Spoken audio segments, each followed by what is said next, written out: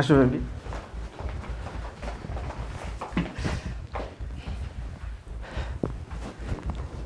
কি ব্যাপার শ্রাবণ, এই মেয়েটা কি? দেখে তো মনে হচ্ছে কাজের বুয়া, কিন্তু তোদের বাসার কাজের বুয়া তো এরকম ঘোমটা দিয়ে কাজ করে না। ও যেভাবে ঘোমটা দিয়ে কাজ করতেছে দেখে তো মনে হচ্ছে পর্দাশীল, পরহেজগার। হ্যাঁ, ঠিকই তো বলেছিস।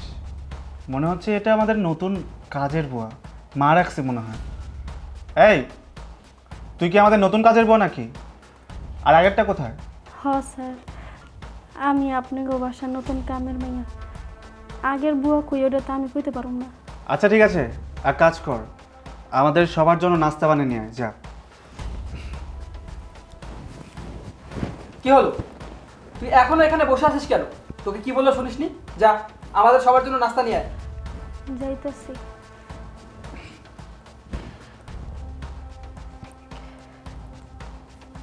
স্যার, আপনার একটা কথা জিগাই। কি কথা? আপনাকে বাসায় কাম লওয়ার পরে আপনার মায় আমারে কইছিল আপনার নাকি কোন মাইয়ার লগে বিয়া ঠিক হয়ে গেছে, সেই মাইয়ারা নাকি আপনি ভালোবাসেন। কিন্তু আপনি বাসায় ঢোকার পর থেকে তো দেখতাছি এই ম্যাডামের লগে কেমন করতেছে। আমার মায়ের না খায় দায় কোনো কাজ কর্ম নাই, এই কাজের বুয়ার কাছে এসব বলতে গেছে। শোন, হ্যাঁ মা ঠিকই বলেছে, আমার একটা বিয়ে ঠিক হয়েছে, তাতে কি হয়েছে? ও হচ্ছে আমার গার্লফ্রেন্ড। বিয়ে করলে শুধু বউ নিয়ে থাকবো নাকি, গার্লফ্রেন্ড নিয়েও তো থাকতে হবে। আমি বিয়ে করবো ঠিকই, কিন্তু আমার গার্লফ্রেন্ডদেরকে আমি ছাড়বো না কখনো। এটা কি কম, এক লগে এতটি মেরে ভালোবাসেন আপনি? হ্যাঁ, আমি একসাথে অনেক মেয়েকে ভালোবাসি, তাতে কি হয়েছে? তোর কোনো সমস্যা? যা আমাদের জন্য নাস্তা বানিয়ে নিয়ে আয়। শ্রাবণ, তোমাদের বাসার কাজের বুয়া কেন তোমাকে এইভাবে প্রশ্ন করতেছে? আরে বাদ দাও তো ওইসব। কেন বাদ দিব? ও কেন তোমার পার্সোনাল লাইফ নিয়ে কথা বলবে? আইসা ম্যাডাম, ওনার কথা বাদই দিলাম, উনি তো বেডা মানুষ। কিন্তু আপনি তো মাইয়া মানুষ। আপনি জানেন ওনার বিয়া ঠিক হয়ে গেছে গা। আপনি জানার পরেও ওনার লগে ওনার বাসায় এরকম ঢলাঢলি নষ্টামি করতেছেন। আপনার কি ইজ্জতের ভয় নেই? এই ছোট লোক ফকিনীর বাচ্চা, তোর এত বড় সাহস, তুই আমার মুখে মুখে কথা বলিস? শোন, মান সম্মান ইজ্জতের জন্য তোদের মতো ফকিনীরাই কান্না করবে, আমাদের মতো বড় লোকরা কান্না করবে না, বুঝছ নাই? আমাদের কাছে টাকাই সব কিছু, আর টাকা দিয়ে মান সম্মান ইজ্জত সব কিছু পাওয়া যায়।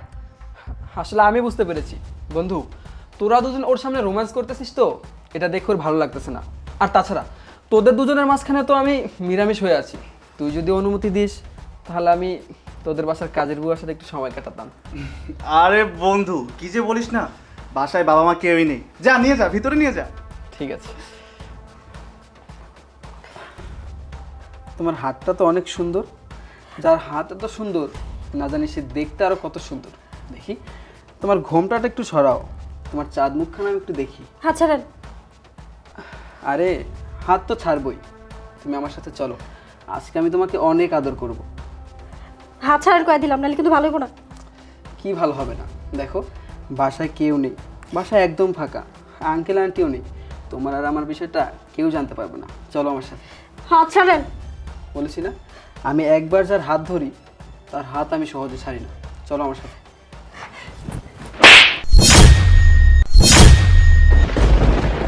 এই ছোট লোক ফকিনীর বাচ্চা, তোর এত বড় সাহস, তুই আমার সামনে আমার বন্ধুর গায়ে হাত তুলেছিস? এই কে তুই? ঘোমটা খোল।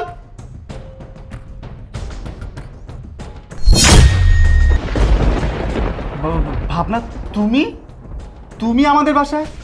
তোমাকে আমাদের বাসায় কে নিয়ে আসলো? ওকে আমি এই বাড়িতে নিয়ে আসছি। রুবেল বন্ধু, তুই?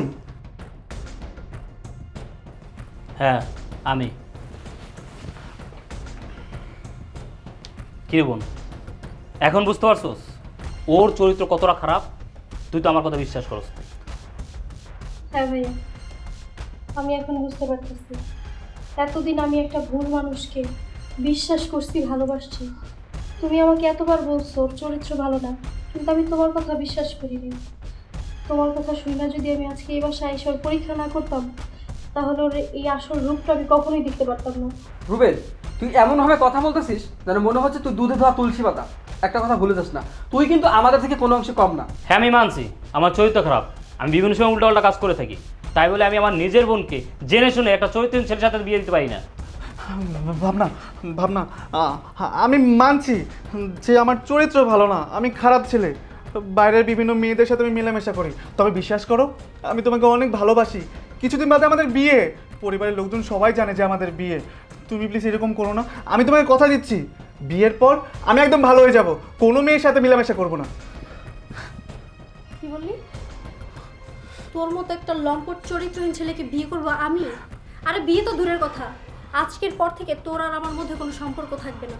আমার তো কপাল ভালো, বিয়ের আগে আমি সব কিছু জানতে পেরে গেছি।